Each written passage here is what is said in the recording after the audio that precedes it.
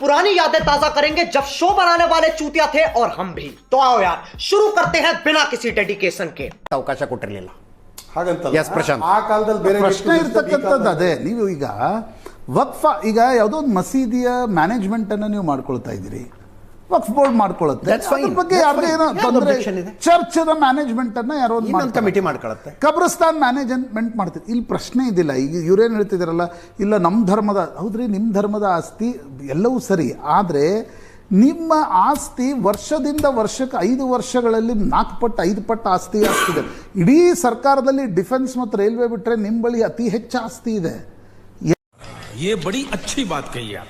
ಎಲ್ಲಿಂದ ಬರ್ತಾ ಇದೆ, ಯಾಕೆ ಬರ್ತಾ ಇದೆ? ಕೇಳ್ತಾ ಇರೋದು ಸರ್ಕಾರಿ ಖರಾಬ್ ಲ್ಯಾಂಡ್ ತಗೊಂಡ್ಬಿಟ್ವಾ ನಾವು? ಹೌದು, ಈಗ ಯೋಗಿ ಆದಿತ್ಯನಾಥ್ ಜಗದಂಬಿಕಾ ಪಾಲ್ ಕೊಟ್ಟಿರ್ತಕ್ಕಂಥ ಲಿಖಿತ ಪತ್ರ ಓದಿ 70% ಉತ್ತರ ಪ್ರದೇಶದಲ್ಲಿ ವಕ್ಫ್ ಬೋರ್ಡ್ ಬಳಿ ಸರ್ಕಾರಿ ಆಸ್ತಿ ಇದೆ. ಹೇಗೋಯ್ತು?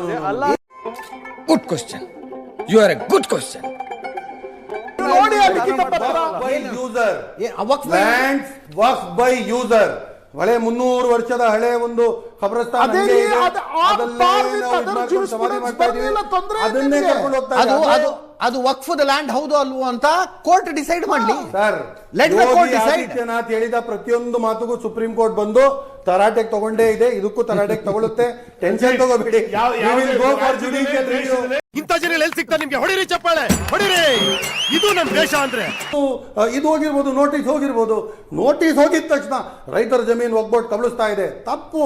ಇದೆಲ್ಲ ಎಲೆಕ್ಷನ್ಗೋಸ್ಕರ ಆ ತೇಜಸ್ವಿ ಸೂರ್ಯ ಅವರೆಲ್ಲ ಮಾಡಿದ ಸ್ಟಂಟ್ ಇದು ಅಲ್ರಿ. ಇವ್ನ್ಯಾವನ ಸೆಡೆ ನನ್ ಮಗ.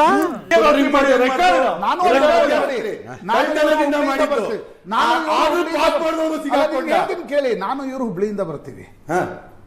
ಈದ್ಗಾ ಮೈದಾನದಲ್ಲಿ ವರ್ಷಕ್ಕೆ 2 ಬಾರಿ ನಮಾಜ್ ಬೀಳ್ಲಿಕ್ಕೆ ಕಾರ್ಪೊರೇಷನ್ ಅವಕಾಶ ಮಾಡಿಕೊಟ್ಟು. ಹೌದು. ಯಾರಿಗೆ? ಅಂಜುಮನ್ಗೆ. ಹೌದು. ಎಲ್ಲಿ ಹೋಯ್ತ್ರಿ ಪ್ರಕರಣ? 100 ವರ್ಷ ಅಣ್ಣ ನಮ್ಮನ್ನು ಹೊಡಿಬೇಡಿ ಅಣ್ಣ, ಬಿಟ್ಬಿಡಿ ಅಣ್ಣ. ವರ್ಷಗಳ ಕಾಲ ಏನಾಯ್ತಲ್ಲಿ? ರಾಷ್ಟ್ರಧ್ವಜ ಹಾರಾಟ ಮಾಡ್ಲಿಕ್ಕೆ ಅವಕಾಶ ಕೊಡಲಿಲ್ಲ. ಹಾಗಲ್ಲ. ನಮ್ಮ ವಕ್ಫ್ ನಮ್ಮ ಆಸ್ತಿ ಅಂತಕ್ಕಂಥದ್ದನ್ನ ಸುಪ್ರೀಂ ಕೋರ್ಟ್ ವರೆಗೆ ಹೋದ್ರಿ. ಸರ್, ಆ ತರ ಎಲ್ರಿಗೂ ಗೊತ್ತಿತ್ತು. ಕಾರ್ಪೊರೇಷನ್ 2 ಬಾರಿ ನಮಾಜಿಗೆ ಅವಕಾಶ ಮಾಡಿಕೊಟ್ಟಿತ್ತು. ಅವ್ರಿಗೆ ಏನೇನ್ ಮಾಡ್ಕೋಬೇಕು ಅದಕ್ಕೋಸ್ಕರ ಅಂತ ಹೇಳ್ಬಿಟ್ಟು ಕೊಡುತ್ತೆ. ಇವಾಗ ಮುಸಲ್ಮಾನರಿಗೆ ಏನ್ ಕೊಟ್ಬಿಟ್ಟು ಇವತ್ತು ಬಂದ್ಬಿಟ್ಟಲ್ಲ ಏನ್ ವರ್ಷಕ್ಕೆ 2 ಸಲ ನಮಾಜ್ ಮಾಡಿ ಅಂದ್ರೆ ಮುಸಲ್ಮಾನರಿಗೆ ಕೊಟ್ಟಂಗ ಅದ್ನ? ಹಂಗಲ್ಲ.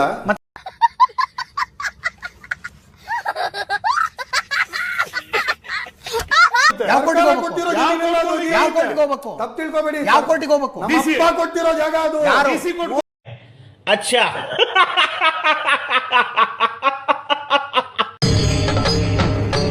ಇದೆ, ಇಲ್ಲೊಂದು ಸಮಸ್ಯೆ ಖಂಡಿತ ಇದೆ. ಒಂದ್ ನಿಮಿಷ. ನಮ್ಮ ಜಾಗ ಅಬ್ದುಲ್ ರಜಾಕ್ ಕೊಟ್ಟಿರೋದು. ಅಬ್ದುಲ್ ರಜಾಕ್ ಒಂದ್ ಮಾತು ಹೇಳಿದ್ರು. Very specific but hard question ಕೇಳ್ತೀನಿ ಅಬ್ದುಲ್ ರಜಾಕ್. ಸರ್ಕಾರ ಕೊಟ್ಟಿದ್ದ ಜಮೀನಲ್ಲ, ನಮ್ಮ ಅಪ್ಪ ಕೊಟ್ಟಿರೋ ಜಮೀನದ ಅಂತ. प्यारे बच्चों, जो कुछ करना था कर लो, अब्बू आ रहे हैं. ಮನಮೋಹನ್ ಸಿಂಗ್ ಯಾವಾಗ್ರಿ ನಿಮ್ಮ ಅಪ್ಪ ಆಗಿದ್ರು? ಯಾಕೆ? ದಿಲ್ಲಿಯ ಪ್ರೈಮ್ ಪ್ರಾಪರ್ಟಿಗಳನ್ನ ವಕ್ಫ್ ಬೋರ್ಡ್ಗೆ ಅಧಿಕಾರದ ಕೊನೆಯ ದಿವಸ ಬರೆದುಕೊಟ್ಟು ಹೋದ್ರಲ್ಲ, ಇಲ್ದೇ ಇದ್ರೆ ಅಧಿಕಾರದ ಕೊನೆಯ ದಿವಸ ಇಲ್ದೇ ಇದ್ರೆ ಅವ್ರು ಯಾವಾಗ ಅಪ್ಪ ಆಗಿದ್ರು? ಮನಮೋಹನ್ ಸಿಂಗ್ನ ಅಪ್ಪ. Relax and take notes while I take totes of the marijuana smoke.